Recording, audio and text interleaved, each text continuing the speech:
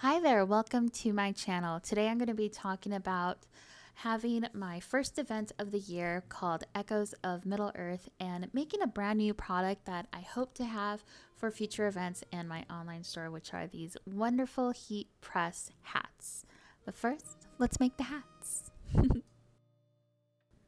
The material I got for making these hats were all purchased through Amazon. At the end of the day, everything cost less than $120, and I will have the links available to you guys in the description box.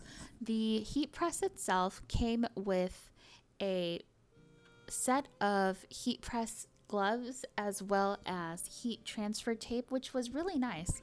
I have a small collection of heat transfer tape in various sizes and shapes that I use for sublimation. So it was really nice to have more. Like, you can never have enough heat transfer tape. The heat press itself was pretty small. It was smaller than I thought it would be, but when you think about it, it does have to fit the front of the hat. It does have a curve on the bottom that is used to go along with the curve of the front of the hat, which was pretty nice. I will say, since this was a handheld heat press, there was a small learning curve on how hard I should keep the heat press on the hat and how long I needed to keep it there.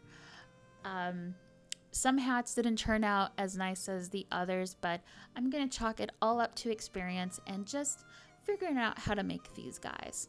This is me unboxing everything and just making sure that everything, came out great. I do like this bag that came with the heat press so it can kind of put everything in there. I thought that was really nice. The heat press itself comes with the extension cord, and it also came with this heat press gloves and tape, which was really nice. Like I mentioned before, you can never have too much heat tape. I also purchased the hats from Amazon, and I chose a cream color so that the colors that I purchased for the vinyl would pop out more. And I really do like the color palettes of the vinyl and the way that they worked with the color of the hats. The hats I purchased do come in different colors, but this cream color was probably my favorite colors out of everything. I think in the future I will try different color hats and probably just stick with a certain color, just so that there isn't so much variety and transferring everything will be easier.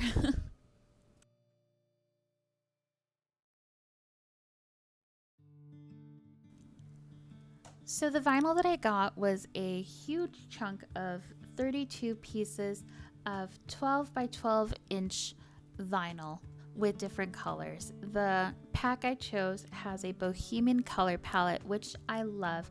It had a collection of different reds, greens, oranges, and just almost muted jewel tones, which jewel tones are probably one of my favorite colors. I love them very much. And making the vinyl itself, or having the designs cut out through my Cricut, was fairly easy. And if you know vinyl and Cricut and weeding, I will say that weeding this vinyl was a dream. It was very buttery. It was smooth. I can't get enough of how nice it was to weed through this and just peel everything off. It was extremely satisfying to me, so I hope it's satisfying to you. I don't know if people care much about weeding vinyl as much as I do. I used to make vinyl tote bags, and I would make them like in the dozens, so I would spend hours just sitting and weeding through vinyl. That was very difficult to just separate together. So this was a dream. This was amazing.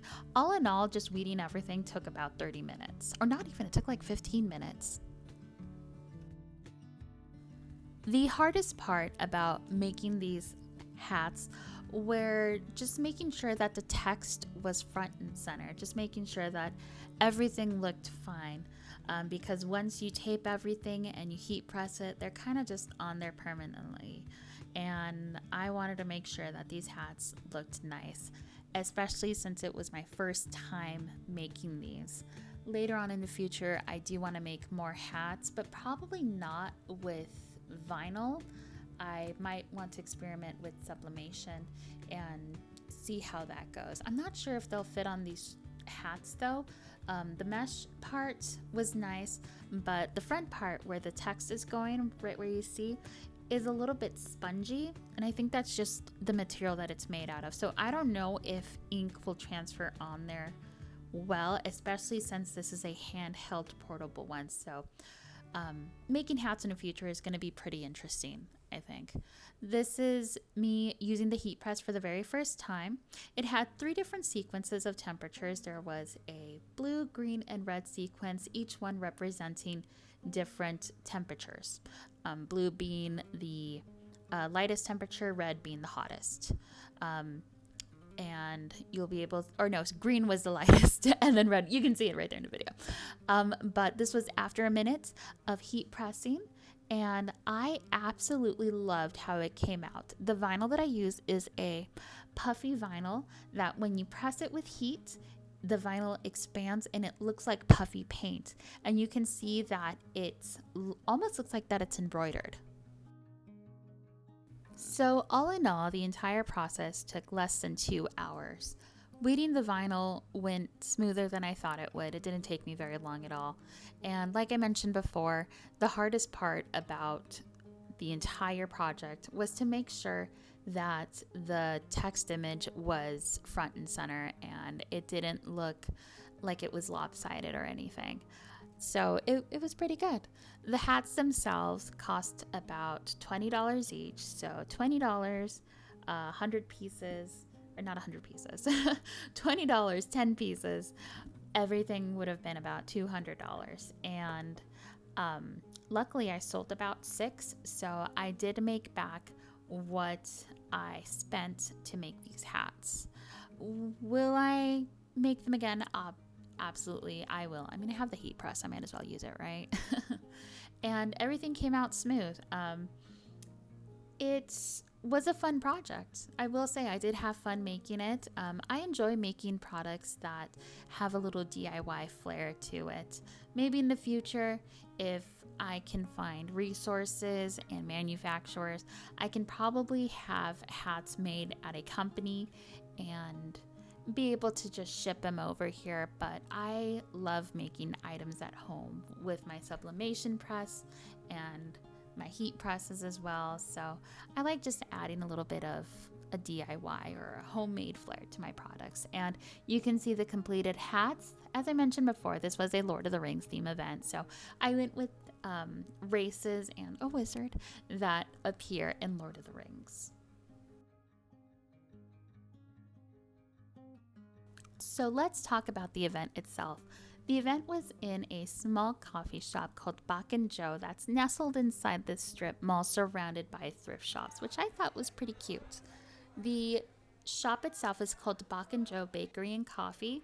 It was a decent medium-sized coffee shop, and one thing that I didn't know was that they make their own pastries, which I thought was really amazing. Most of the coffee shops I go through just have pre-made stuff. So that was really neat. This is my table after setup. It took less than an hour to set up. I discovered that I forgot one of my important toolboxes, so we kind of had to make do with what we had. So a lot of setting up was just trying to figure out what we were gonna do. These are the pastries that Bach and Joe had. My husband got one of their croissants with pistachio cream in it. After having a small bite, I wanted another one, and as soon as I asked for another one, the entire thing was gone. So that just kind of shows that how good it was. What was really nice is that they did have gluten and vegan options for those who needed it.